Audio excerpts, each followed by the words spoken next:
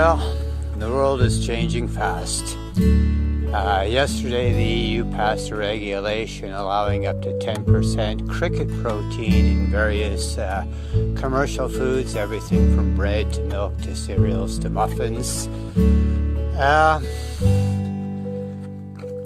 For the time being, it's just that they're allowing it, but it looks like they're already in discussions that in 5 years from now it'll be mandatory that it'll contain minimum 10% bug protein, mostly crickets and of course mealworms.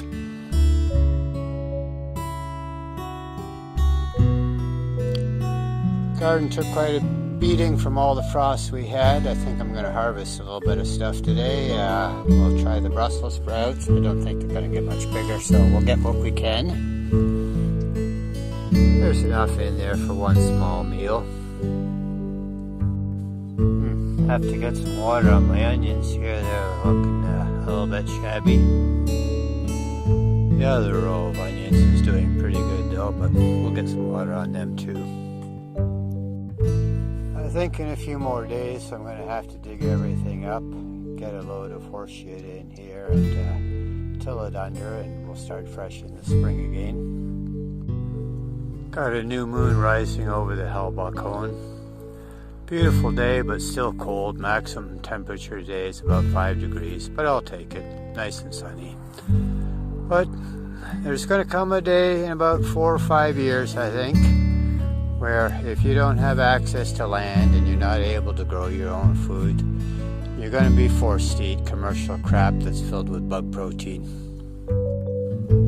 This is the plum tree. It's going to need some pruning and thinning out a little bit, but there's some new growth on it. But one way or another, I'm going to have to get this property a lot more productive. We'll see what's available this spring, and still a big learning curve though, because it's totally different here than it is in Canada. Hard to tell if my little berry bush has survived the winter. I'm not really seeing any new buds on it. This one here is not looking too bad, but the first one was dead. And this one definitely looks dead, but hopefully I get some new growth from the root balls once the weather warms up a little bit. Tuxedo is very shy, but he follows me around the garden everywhere, but he keeps about 20 feet back. Got a little frostbite on the cactus again, but still looking a lot better than it was 2 years ago. Fig tree's got some new growth on it,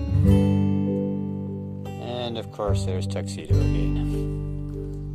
And now Kelly's coming to investigate. This cactus is doing a little bit better. Rosemary blooms prolifically. This guy was all bent over, covering about a third of the patio. I've had him strung up now for about 2 years, trying to get him to grow a straighter trunk.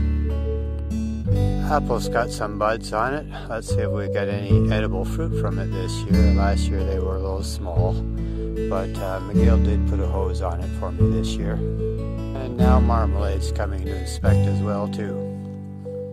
This fossilized brain coral was buried in the garden here somewhere. Had twigs growing up through it, little brambles and whatever. I'm letting it dry out in the sun. I'm going to clean it up a little bit and see if I can put a polish or something on it, make a nice ornament.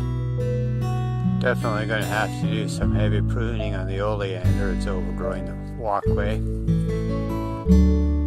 Sierra Buzz is off there in the distance. Got a good snow cover on it this year.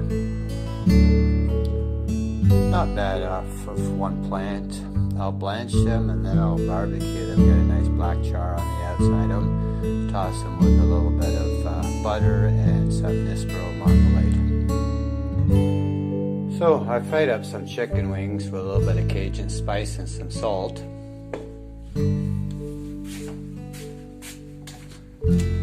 Did those outside so I don't stink up the house, and on my little crepe grill, got the Brussels sprouts on here getting a bit of a char.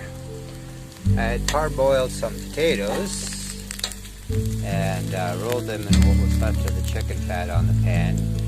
Put a cover over them because it's cold out here and help them cook through a little bit more. Leave the cover off the Brussels sprouts because I want more of a char than a deep cook. Once they're ready, I'm going to toss them with a little bit of butter and Nisbro marmalade. Normally I use orange marmalade or any kind of marmalade works well with them. They're quite tasty that way.